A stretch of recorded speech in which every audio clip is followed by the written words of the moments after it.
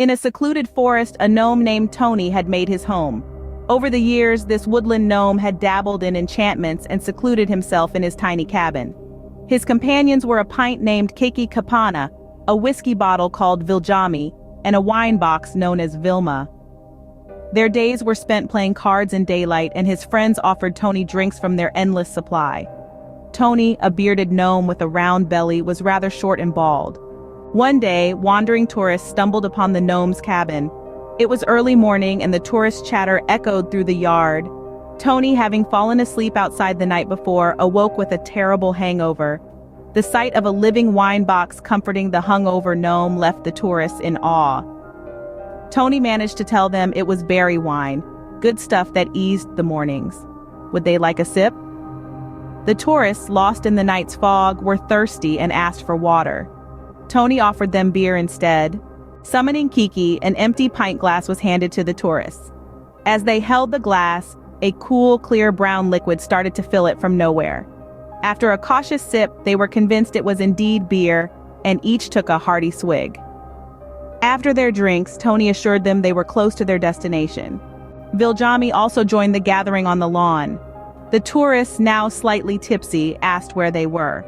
Viljami informed them they were in Tenumetsän, the enchanted forest. Would they like a sip of strong water? Viljami took a hefty puff from his pipe filled with meadow grass. The smoke inside the bottle turned into a clear liquid. Vilma laughingly offered the water to the tourists. One of them, slurring his words, took a long gulp only to find out it was liquor. What on earth was happening here? One of them asked fearfully. Before long, the trio began to fade. In a slow-growing panic, they realized they were passing through objects until they completely vanished.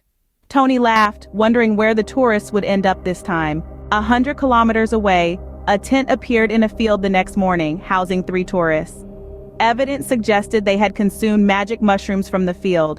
None of them remembered where they had been, but they knew what had happened. Was it real, or an incredibly strange trip? Nobody remembered how they ended up in the field so far from their starting point, but they managed to get back to their car after paying the field owner for a ride. It's hard to start woodworking with a hangover, and it's hard to get going. Once, during the log work, a few beavers came from a nearby pond to watch the activity. There was no need for beaver meat or skins, so they stayed to talk when I wasn't even hunting. "Hey Elf, what do you offer if we do the woodwork?" Tony thought for a long time and said that there is nothing but alcohol in 3 forms. "If you like it strong, I can offer it." The beavers huffed for a moment and then grabbed a wooden shot cup from one of the clappers, into which Viljami poured the tastings.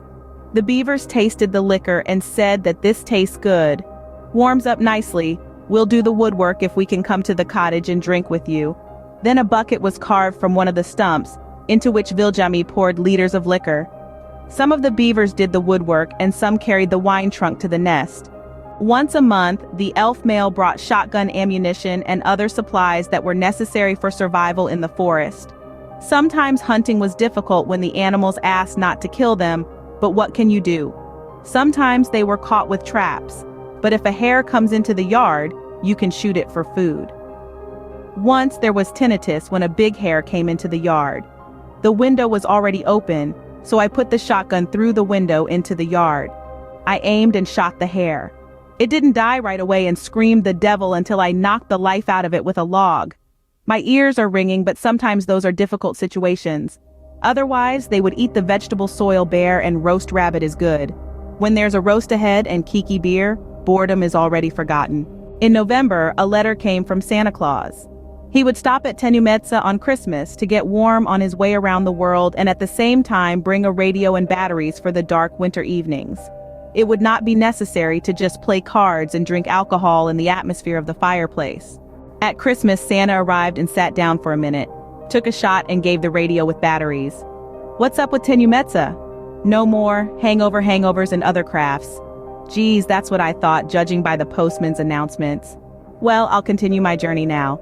Merry Christmas. After Santa left, Tony tuned the radio and noticed the C cassette inside the radio. "What is this?" A chorus of drunken elves. Apparently Santa has a sense of humor. Then we drank Vilma's wine as a group and listened to drinking songs made by elves. It would have been a blast on New Year's, but I didn't bother to use it.